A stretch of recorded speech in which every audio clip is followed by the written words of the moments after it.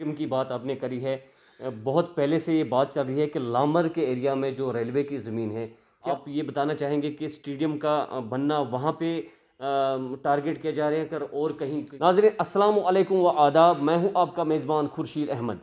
आज की बात है जो जम्मू कश्मीर यूटी के एलजी मनोज सिन्हा साहब है, उनके मुशीर जो है राजा राय भटनागर साहब, उनका आज बानीहाल में खुसूसी दौरा था। और बानीहाल डागुंगले में आज उन्होंने जो लोकल अफसर एडमिनिस्ट्रेशन उन्होंने के साथ मीटिंग की और हर मामले की सामली। वहीं आज बानीहाल डागुंगले में जो डीडीसी काउंसलर इम्तियाज़ अहमद खांडे हैं, जिन्होंने बानीहाल बी से अपनी जीत हासिल करी, उन्होंने आज उनके साथ खुसूसी बातचीत की। वहाँ पे क्या बातचीत हुई, इसी सिलसिले में हम डीडीसी काउंसलर इम्तियाज़ अहमद खांडे के साथ बातचीत करेंगे और जानेंगे कि क्या बातचीत हुई, क्या मसले मसाइल वहाँ पे हुए। सर स्वागत है आपका। आपका बहुत बहुत शुक्रिया। आप मेरी बात सुनने के लिए यहाँ पे आए, आपका वेलकम है। तो आज हमारे जो यूटी के गवर्नर साहब हैं, लेफ्टिनेंट गवर्नर साहब, उनके मशीर राजा राय भटनागर साहब आज यहाँ बानीहाल में आए थे और डाक बंगले में मेरा उनके साथ काफ़ी मसाइल पे जो है बातचीत हुई, जिसमें सबसे पहले जो कोविड-19 के हवाले से मेरी बात हुई और जो भी उसमें पेशरफ्त यहाँ पर थी वो भी हमने उनके साथ डिस्कस किया। और कोविड-19 के हवाले से जो यहाँ के लोगों को, पूरी रियासत जम्मू कश्मीर के लोगों को, ख़ासकर मैं अपने ज़िले की बात करूँगा, ज़िला रामबन के लोगों को, चाहे वो मज़दूर तबका से ताल्लुक़ रखने वाले लोगों की बात हो, चाहे वो यहाँ के ताजरों की बात हो, चाहे वो यहाँ के दुकानदारों की बात हो, चाहे वो दूसरे ठेकेदारों की बात हो, दूसरे लोगों की बात हो, मिडिल क्लास लोगों की बात हो, जिनको यहाँ पे मुश्किलात का सामना उठाना पड़ा, चाहे वो यहाँ के ट्रांसपोर्टर्स हों। तो लोगों ने ट्रांसपोर्ट के ऊपर बैंकों से लोन हासिल किया है, दुकानदारों ने दुकानों के लिए जो है बैंक से लोन हासिल किया है, और दूसरे जो हमारे तिजारत पेशा लोग हैं उन्होंने भी तरह तरह के लोन उठाए हुए हैं। और ख़ासकर मैं ये कहूँगा जो हमारा किसान भाई है, उन्होंने भी किसान लोन लिया हुआ है। तो सब लोग जो है इस वक्त जो इस महामारी में जो मुश्किलात पैदा हुए, इसमें यहाँ की सरकार ने या मरकज़ी सरकार ने और जम्मू कश्मीर की यूटी गवर्नमेंट ने जो फ़ैसला लिया राशन देने का, वो हमने उनसे बात की कि ये जो है राशन बहुत कम है। यहाँ पर जो हेड आप दे रहे हैं 5 केजी, इसको कम से कम आप 10 किलो कर दें। और इसके साथ साथ जो लोन लोगों ने लिया हुआ है वो इंटरेस्ट कम से कम माफ़ होना चाहिए। और इसके साथ साथ जो राशन है वो जो है उसमें बढ़ोतरी करें आप, जो फ्री राशन दे रहे हैं, और वो सबको दिया जाना चाहिए, मिडिल क्लास के लोगों को भी दिया जाना चाहिए, क्योंकि मुश्किलात सब लोगों को आए। और जो ये लोन लिया हुआ है इस पर जो इंटरेस्ट है ये माफ़ होना चाहिए। ख़ासकर मैं ये कहूँगा जो बिजली फीस लोगों को देनी पड़ रही है इस वक्त, वो भी कोविड के टाइम में जहाँ पर कोई काम नहीं है लोगों को, जहाँ पे मजदूरी नहीं है, तो वहाँ पे लोग जो है भूखमरी के शिकार हैं यहाँ पे लोग, तो उनको किराया देना भी जो है, बिजली फीस अदा करना जो है बहुत मुश्किल है, और बिजली फीस भी माफ़ की जानी चाहिए। इसके साथ साथ जो हमारे यहाँ सर्दी के अयाम में बानीहाल के इलाके में, क्या मैं पूरे डिस्ट्रिक्ट रामबन के पहाड़ी इलाकों की बात करूँगा, जगह जगह, चाहे वो मोहमंगित हो, चाहे खड़ी हो, त्रिगाम हो, चाहे वो पोगल परिस्तान का एरिया हो, नील का एरिया हो, मेरे यहाँ बानीहाल में अमकूट, ठाची, चमलवास, चकनाड़वाव, डोलीगाम, फागो, हिंझाल और चंजलू, नौगाम, दनाड़ वगैरह, लांबर, अशर, जो भी विलेजेस इसमें आते हैं, करावास से लेके बनकूट वगैरह, सब चापनाड़ी लेके, ये सारा इलाका जो है इसमें बिजली का निज़ाम जो है दरहम बरहम रहता है।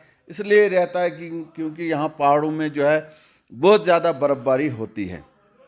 मेंटेनेंस के लिए हमारे यहाँ सब डिवीज़न में कहीं आपको तार नहीं मिलती है, आपको इंसुलेटर की कमी है, आपको यहाँ पे ट्रांसफार्मर्स बफर स्टॉक में होने चाहिए, वो नहीं है। इन चीज़ों की मैंने आज डिमांड की है राजा राय भटनागर साहब से कि यहाँ पे कम से कम मेंटेनेंस के लिए, बिजली को स्मूथली चलाने के लिए, अगर हमारा ट्रांसफार्मर सड़ जाता है, हमारे पास बफर स्टॉक में यहाँ पे ट्रांसफार्मर रखे जाएं, ताकि जो ही हमारा कोई ट्रांसफार्मर कहीं पर सड़ जाता है, डैमेज होता है, तो उसको रिप्लेस किया जाएगा। जो अभी हालिया दौर में अभी जो कुछ दिन पहले गवर्नर साहब ने भी अनाउंस किया कि रूरल और अर्बन एरियाज़ में उन्होंने कहा कि हम 24 घंटे के अंदर अंदर जो है दूसरा ट्रांसफार्मर उनको देने के पाबंद होने चाहिए, और रूरल एरियाज़ में 48 घंटे में हमको ट्रांसफार्मर दोबारा वापस देना। तो मैं समझता हूँ कि यहाँ पर जो हालात पैदा हुए, हम 7-7 दिन के बाद भी ट्रांसफार्मर देने में नाकाम रहे। तो इसी के हवाले से मैंने आज उनसे बात की, और उसमें उन्होंने एग्री किया कि यहाँ पर हम मेंटेनेंस के लिए आपको पैसा भी रखेंगे और बफर स्टॉक में मज़ीद ट्रांसफार्मर्स रखने की कोशिश करेंगे। और इसके साथ साथ हमारे टिठार इलाके में जो रिसीविंग स्टेशन 6.15 है, जो ओवरलोडेड हो जाता है, जहाँ पे बार बार ट्रिपिंग होती है, वो अपग्रेड करने की बात हुई है। वो मैंने डिमांड की है कि वो 10 मेगावाट का वो होना चाहिए, और उसमें भी वो उन्होंने मुझे यकीन दहानी कराई कि हम इसको अपग्रेड करने की कोशिश करेंगे। दूसरी बात, इसी तरह से आप पीएचई की भी बात ले लो। पीएचई में अगर आपको कहीं पे 2 पाइपें डैमेज हो जाती हैं, तो जब हमारे लोग पीएचई डिपार्टमेंट को रुजू करते हैं, वहाँ वो हैंड्सअप करते हैं, वो कह रहे हैं कि हमारे पास कोई पैसा नहीं है मेंटेनेंस के लिए, कहीं पर सॉकेट की ज़रूरत है, कहीं पे वो क्या कहते हैं स्टॉप का की ज़रूरत है, तो उसके लिए इनके पास मेंटेनेंस के लिए कोई पैसा नहीं रहता था यहाँ पर।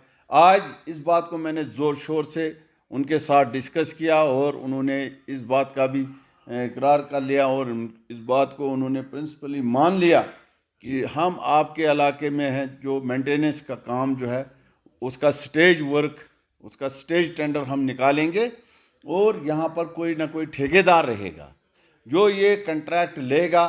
कहीं पर सॉकेट की ज़रूरत है, कहीं पर 10 पाइपों की ज़रूरत है, कहीं पे 50 पाइपों की ज़रूरत है, कहीं पे 30 पाइपों की ज़रूरत है। तो कोई लाइन डैमेज हो जाती है, इमीडिएटली उसको ठीक करने के लिए ये स्टेज टेंडर होगा मेंटेनेंस में। इसकी उन्होंने यकीन दहानी कराई, और वो भी इंशाल्लाह उन्होंने मान लिया। दूसरा हमारा ये रहा कि जो पीएचई स्कीमें हैं, उनमें हमने कहा कि उनमें फौरी तौर टेंडर लगने चाहिए। इसी तरह नबार्ड और पीएमजीएसवाई के तहत जो नए रोड सैंक्शन होने चाहिए, क्योंकि लोगों ने जब डीडीसी मेंबर्स को चुना, लोगों को अब काफ़ी उम्मीदें हैं। वो गांव जो अभी तक कनेक्ट नहीं हुए, वो फेज़ 3 में हमने डिमांड की कि वो पीएमजीएसवाई में हमें उसके लिए जो है मज़ीद सैंक्शन दी जाए, ताकि हम बहुत सारे गाँवों को अभी जो रोड कनेक्टिविटी से महरूम है, उनको हम रोड कनेक्टिविटी दे सकें। इसी तरह नबार्ड में भी और पीएमजीएसवाई में ये मैंने डिमांड उनके सामने रखी, और यहाँ पर सेटलमेंट की भी बात रखी, जहाँ पर सेटलमेंट करने की ज़रूरत है रेवेन्यू में, वो भी उन्होंने मान लिया। इसी तरह से हमने एजुकेशन के हवाले से भी सवालात उठाए कि हमारे स्कूलों में स्टाफ की कमी है, हमारे यहाँ पे स्टाफ पूरा नहीं है। आज एजुकेशन डिपार्टमेंट जो है, सिर्फ जो हमारे रहबर तालीम के तहत जो टीचर लगे हैं उन्हीं पर मुनहसर है, और जनरल लाइन टीचर्स मैक्सिमम जो है 80% लोग जो हैं वो रिटायर हो चुके हैं, नया कोई लग नहीं रहा है। इसी तरह जो हमारे हेड्स हैं, चाहे वो प्रिंसिपल हैं हायर सेकेंडरीज़ के, चाहे वो हेडमास्टर साहिबान हैं, वो सारी पोस्टें जो हैं अभी तक खाली पड़ी हुई है। इसी तरह से हमने यहाँ पर जो ZDO की बात मैंने की, यहाँ पर हमें ZDO जो है 1 साल से नहीं है। यहाँ पर जो ZDO का चार्ज है वो किसी प्रिंसिपल साहब के पास है।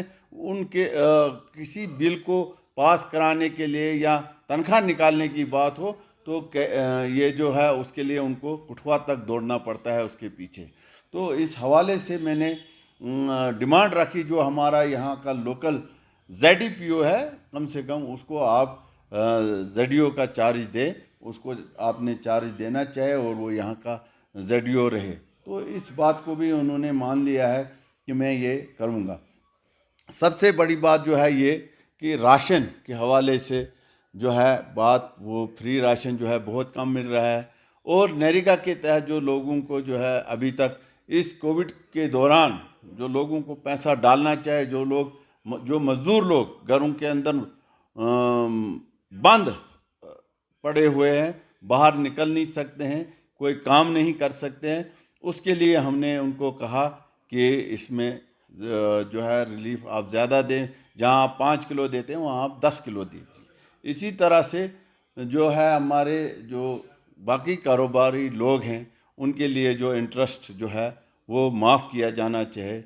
यही सारी बातें आज हमारे एडवाइज़र साहब से हुई और मुझे उम्मीद है जो उन्होंने मेरी बातें सुनी और ख़ुद उन्होंने वो नोट की है अपने पास, और ख़ुद जाके उन्होंने ये मुझे यकीन दहानी कराते हुए मेरे से अलविदा हुए कि मैं इन सब बातों पर जो है गौर खोज करूँगा, और ख़ुद उन्होंने नोट करके वो अपने पास ले गए हैं और मुझे यकीन दहानी कराई कि हम इन सब मसाइल को जो है हल करने की बात। सबसे बड़ी बात जो है यहाँ पर हमारे नौजवानों को स्पोर्ट्स स्टेडियम की जो ज़रूरत है, उसके हवाले से बात हुई। स्पोर्ट्स स्टेडियम एक बनिहाल में दिया जाए, जिसमें भी उन्होंने यकीन दहानी कराई है। मुझे पूरी उम्मीद है कि जो हम स्पोर्ट्स स्टेडियम के लिए यहाँ पे लड़ाई लड़ रहे हैं, हम उसमें सफल रहेंगे अगर गवर्नमेंट इसमें कोई इकदाम नहीं उठाती है।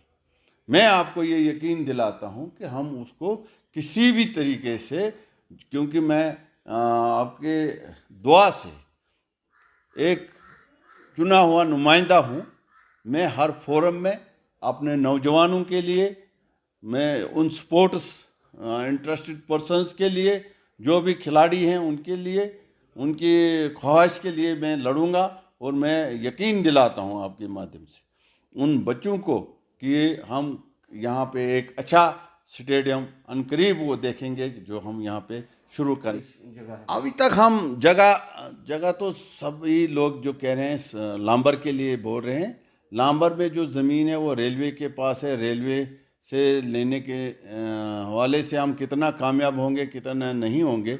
मैं उसके अलावा यहाँ के खिलाड़ियों को ये यकीन दिलाता हूँ, अगर लांबर में हमको ज़मीन नहीं मिलती है, उसके बगैर भी मैंने कुछ इंतज़ाम किया है। मैं उनके लिए एक अच्छा और बेहतरीन स्टेडियम जो सेंट्रल प्लेस बनिहाल का होगा उसमें बना के दे दूँगा।